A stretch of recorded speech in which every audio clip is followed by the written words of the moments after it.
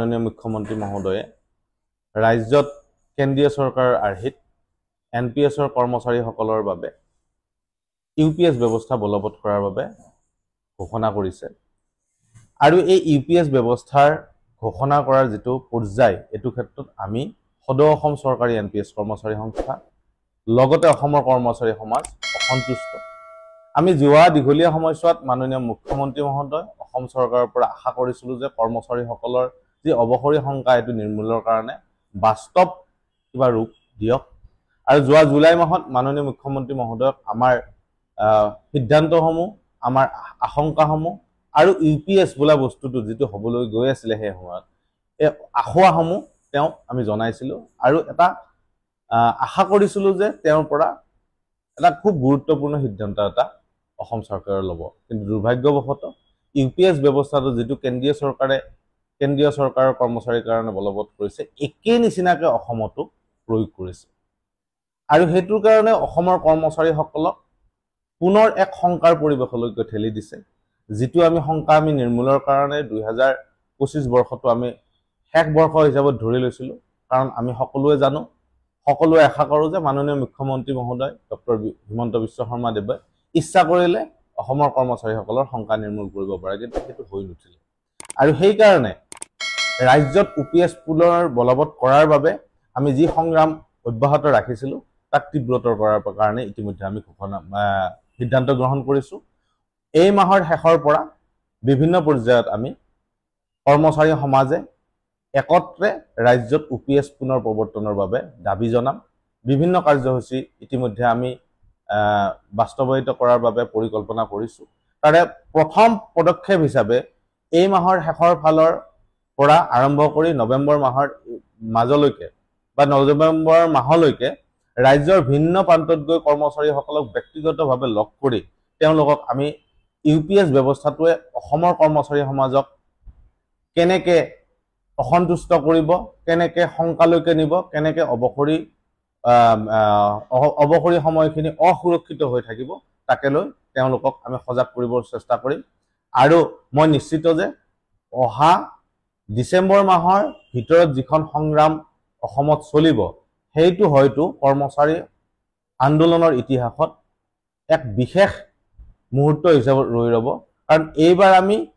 নহয় ইপাৰ নহয় হিপাৰ তেনেকৈ এটা পৰ্যায়লৈকে গৈছো আমি আশা কৰি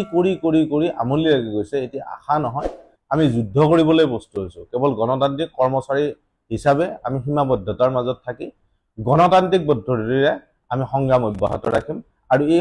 সংগ্ৰামে অনাগত সময়ত ৰাজনৈতিক ক্ষেত্ৰখনতো বিশেষ প্ৰভাৱ পেলাব বুলি আমি নিশ্চিত সেই কাৰণে মাননীয় মুখ্যমন্ত্ৰী মহোদয় অসম চৰকাৰক পুনৰ আহ্বান জনাইছো যে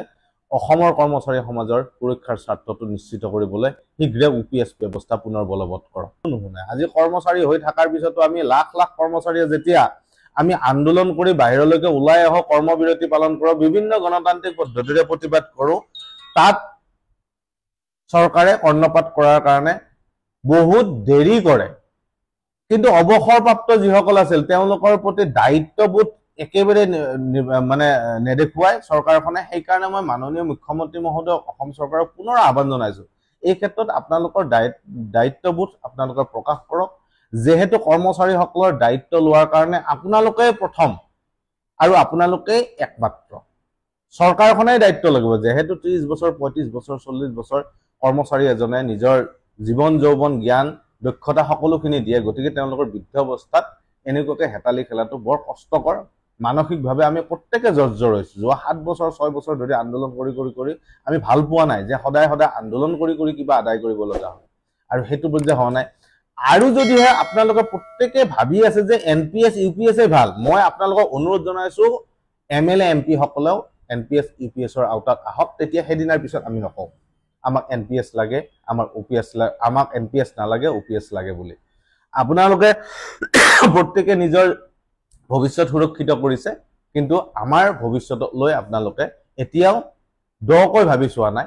আপোনালোক প্ৰথমতে সিদ্ধান্ত গ্ৰহণ কৰক যে কৰ্মচাৰীসকলৰ দায়িত্বটো চৰকাৰৰ হয় নে নহয় কৰ্মচাৰীসকল অৱসৰ পোৱাৰ পিছত তেওঁলোকৰ দায়িত্বটো চৰকাৰৰ হয় নহয় যদিহে দায়িত্ব আপোনালোকৰ হয় তেতিয়া হলে আপোনালোকে দায়িত্বৰ এই পালন কৰক আৰু UPS পুনৰ প্ৰৱৰ্তন কৰক সকলো শ্ৰেণীকে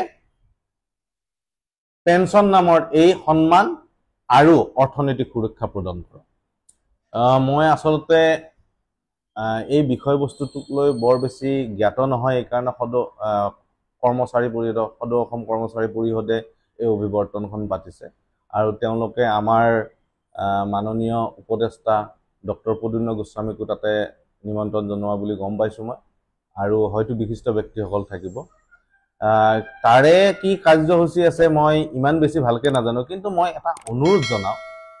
যে যোৱা সময়ছোৱাত যি সংগ্ৰামৰ ক্ষেত্ৰত আমি কৰ্মচাৰী সন্থা সংঘবিলাকৰ যিমানখিনি সক্ৰিয়তা আমি প্ৰদৰ্শন কৰিব লাগিছিলে সেইখিনি কিন্তু আমি বাস্তৱ ক্ষেত্ৰত দেখা নাই। যেহেতু সদৌ অসম কৰ্মচাৰী পৰিষদ এটা শক্তি হয়, কৰ্মচাৰীসকলৰ কাৰণে অভিভাৱক স্বৰূপ হয় আৰু তেওঁলোক এটা বৃহৎ শক্তি, গতিকে তেওঁলোকৰ কথা অসম চৰকাৰে বহু পৰিমাণে গুৰুত্ব দিয়ে।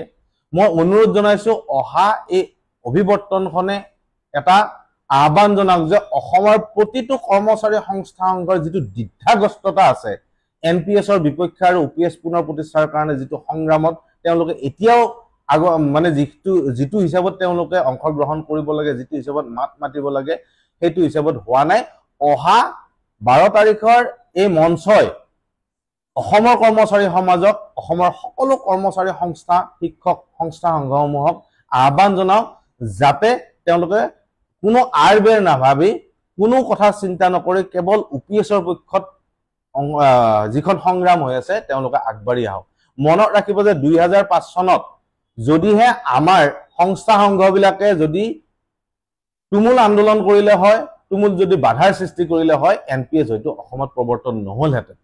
যেনেকৈ ৱেষ্ট বেংগলত আজিও প্ৰৱৰ্তন হোৱা নাই। আজিও যদি আমি মনে মনে থাকোঁ তেতিয়াহ'লে UPS ব্যৱস্থাৰ বলবতৰ পিছত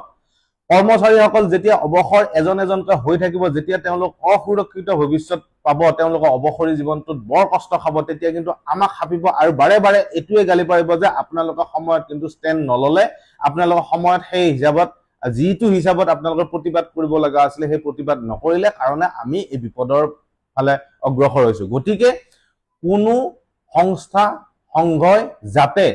NPS, OPS, UPSৰ সংক্ৰান্তত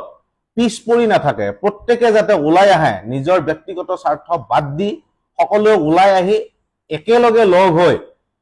আমি অসম চৰকাৰক বাধ্য কৰোঁ। আৰু এই 2025ৰ ভিতৰত যদি আমি এই তীব্ৰ সংগ্ৰামখন আমি সংগঠিত কৰিব নোৱাৰোঁ, তেতিয়া হয়তো অনাগত সময়ত যি আমাৰ শিক্ষক কৰ্মচাৰীসকল অৱসৰ গ্ৰহণ কৰিব, তেখেতসকলৰ আৰ্থিক যিটো দৈন্যতাৰ পৰিৱেশ হ'ব ন, তাৰ কাৰণে কিন্তু মই আপোনালোক সকলোৱে কিন্তু দায়ী হ'ম। মই অনুৰোধ জনাইছোঁ আপোনালোকে এটা খুব যুগান্তকাৰী আপোনালোকে সিদ্ধান্ত গ্ৰহণ কৰক আৰু অভিৱৰ্তনৰ এটা সকলোৰে বাবে এটা মানে সিদ্ধান্ত এটা